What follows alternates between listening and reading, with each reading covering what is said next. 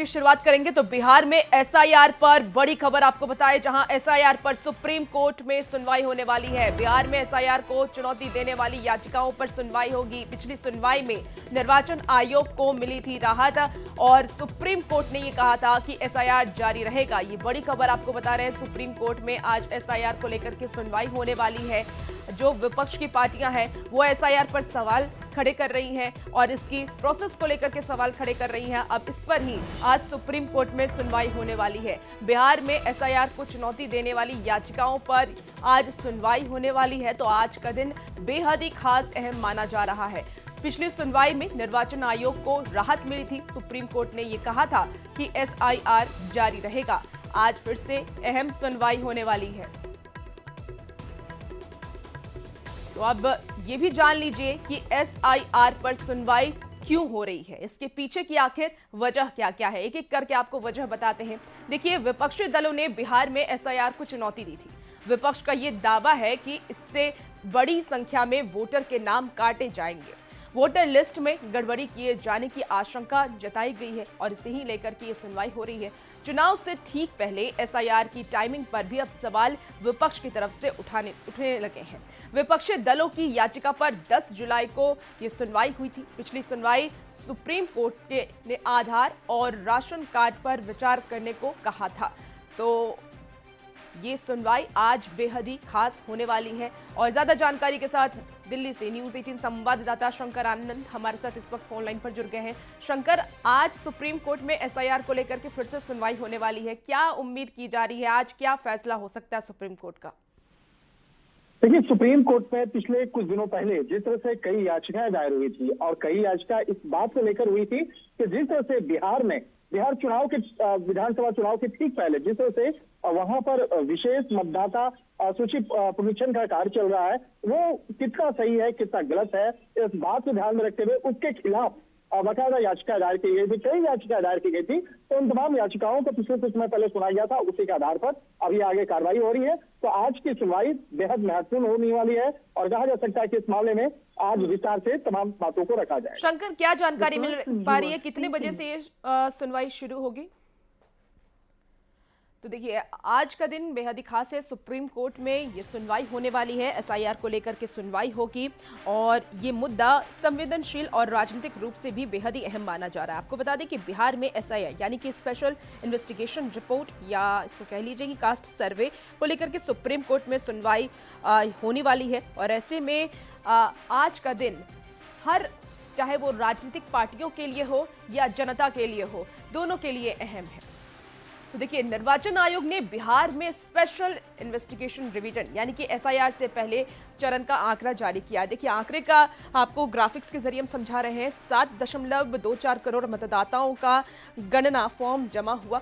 2.83% यानी कि 22 लाख मतदाता मृत इसमें पाए गए हैं। अभी जो आंकड़े जारी किए गए हैं उसकी जानकारी दे रहे हैं। 4.59% मतदाताओं की बात कर ले, उसके साथ ही देखिए 0.89% मतदाता यानी कि 7 लाख मतदाता का नाम एक से अधिक जगहों पर दर्ज है। ड्राफ्ट मतदाता सूची में 65 लाख का नाम कटना तय माना जा रहा है और 1 अगस्त को इलेक्शन कमीशन बिहार का ड्राफ्ट मतदाता सूची जारी करेगा। तो ये एसआईआर के पहले चरण का आंकड़ा जो जारी किया गया है वो एक एक करके ग्राफिक्स के जरिए हम आपको बता रहे हैं। ड्राफ्ट सूची से बिना नोटिस और आदेश के किसी मतदाता को इसमें जगह नहीं मिलेगी और सभी 12 राजनीतिक दलों को निर्वाचन आयोग मतदाता सूची देगा। तो ये जो अब तक का एसआईआर का जो रिपोर्ट आया है उसमें क्या क्या अहम चीजें रखी गई हैं वो हम आपको बता रहे थे। देखिए, आतंकवाद के खिलाफ लड़ाई में पाकिस्तान में घुस करके आतंकियों के ठिकानों को तबाह करने के लिए चलाए गए ऑपरेशन सिंदूर पर आज चर्चा होने वाली है। इस पे भी हम बातचीत करेंगे, लेकिन सबसे पहले एसआईआर के बारे में और आपको विस्तार से जानकारी दे देते हैं। एसआईआर पर विपक्ष के सवालों का जवाब भी निर्वाचन आयोग ने दिया है और निर्वाचन आयोग के जवाब पर सियासत देखिए अब गर्मा गई है। इलेक्शन कमीशन हमारे सवालों का जवाब दे दे। सवाल पूछने से पहले इलेक्शन कमीशन ये बताए कि किसके दबाव में आकर बीएलओज पर इतना दबाव बनाया गया कि वो दूसरों का फर्जी साइन कर रहे हैं। किसके दबाव में आकर ये फैसला लिया गया कि जो घरों में नहीं मिलेंगे उनका नाम काटा जाएगा, जबकि सबको पता है कि लाखों बिहारी मजदूर अपने राज्य के बाहर ठेका पर धान रोपने के लिए सपरिवार जाते हैं, वो घरों में नहीं मिलेंगे। सर्वोच्च न्यायालय में सुनवाई होना है उससे पहले अपने आक्षेप को मिटाने के लिए चुनाव आयोग एक नए तरीके और नए रूप में अपने आप को प्रस्तुत कर रही है। चुनाव आयोग को चाहिए कि वो स्वयं स्पष्ट करे कि 65.2 लाख वोटर्स के नाम काटे जाने की जो सूचना चुनाव आयोग के वेबसाइट पर चल रही है, क्या वो सही है? चुनाव आयोग ने साफ कहा है कि एसआईआर में गलत नामों को हटाने या जोड़ने के लिए 1 अगस्त से 1 सितंबर तक का अवसर है, तो फिर विपक्ष का यह हंगामा क्यों? बीएलए अपना आपत्ति दर्ज करे, दूध का दूध और पानी का पानी न्याय होगा। इसमें इफ वट कहाँ है? राष्ट्रीय जनता दल के नेता भाई तेजस्वी जी हो या कांग्रेस नेता राहुल गांधी जी हो, इन लोगों को मालूम है कि बिहार की जनता इस बार फिर से इन लोगों को नकारने जा रही है। इसलिए एसआईआर को लेकर तरह तरह के भ्रम फैला रहे हैं बिहार में। जब सब कुछ पारदर्शिता के साथ हो रहा है तो भ्रम क्यों फैला रहे हैं? चलिए बात अब करेंगे लोकसभा में आज ऑपरेशन सिंदूर की गूंज उठने वाली है। आतंकवाद के खिलाफ लड़ाई में पाकिस्तान में घुस करके आतंकियों के ठिकानों को तबाह करने के लिए चलाए गए ऑपरेशन सिंदूर पर आज से संसद में बहस शुरू होगी। सबसे पहले लोकसभा में आज ऑपरेशन सिंदूर पर चर्चा होगी और चर्चा की शुरुआत दोपहर 12 बजे रक्षा मंत्री राजनाथ सिंह करेंगे, जबकि विपक्ष की ओर से नेता प्रतिपक्ष राहुल गांधी अपनी बात रखेंगे। लोकसभा में ऑपरेशन सिंदूर पर 16 घंटे चर्चा का समय तय किया गया है और इस चर्चा में प्रधानमंत्री नरेंद्र मोदी भी शामिल हो सकते हैं, इसकी भी खबर है। वहीं मंगलवार को राज्यसभा में ऑपरेशन सिंदूर पर चर्चा तय की गई है।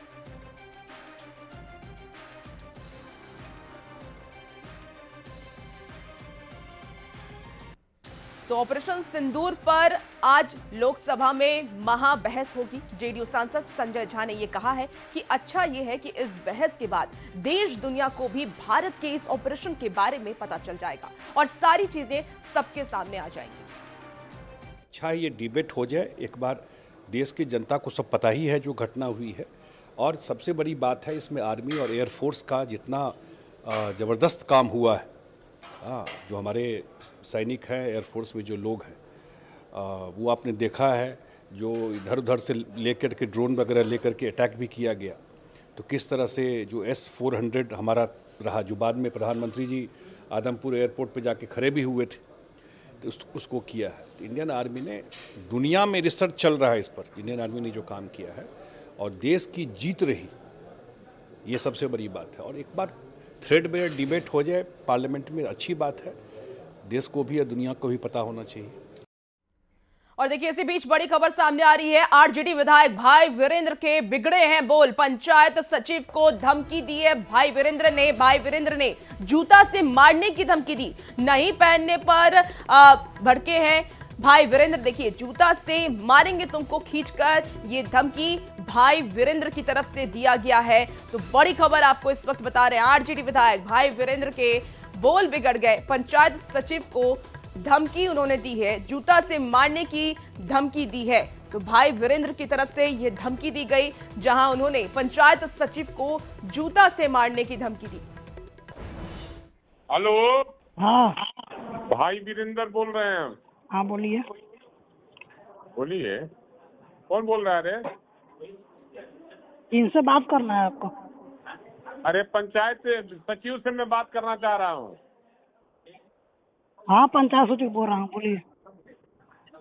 अरे तो भाई वीरेंद्र को तुम नहीं पहचानता है? तू कहेगा कि बोलिए।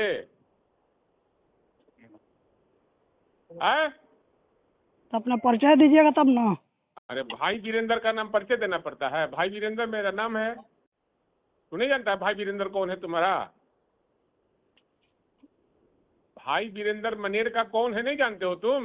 नहीं जानकारी रहता तो ऐसा थोड़ा बतियाते हैं। कहाँ इंग्लैंड का है का तू? टेढ़िया तू है रे? आए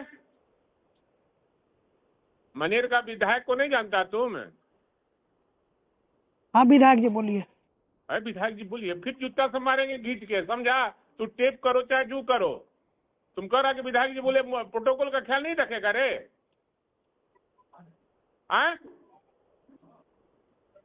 प्रोटोकॉल का ख्याल नहीं रखेगा रे? हिंदुस्तान जानता है यार। तुम कह रहे कि भाई वीरेंद्र कौन है नहीं जानते हैं?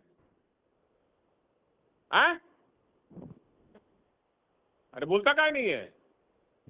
अरे तो बोलिए ना, क्या बात है, हम प्रणाम करना चाहिए। हाँ प्रणाम विधायक जी, बोलिए। अरे ये रिंकी देवी का, हाँ पिंकी देवी का पति का बनना है, अविनाश कुमार का मृत्यु प्रमाण पत्र, हाँ, वो बनवाइए। आवेदन मेरे पास आया हुआ है उनका। आपका आवेदन गया हुआ है कब का? देखिए टेढ़ई से काम मत कर, तू कर्मचारी है, कर्मचारी सन काम कर। हाँ तो अभी प्रेम से बतियाइएगा तो प्रेम से बतियाएंगे, ठीक है ना? नहीं जो जहाँ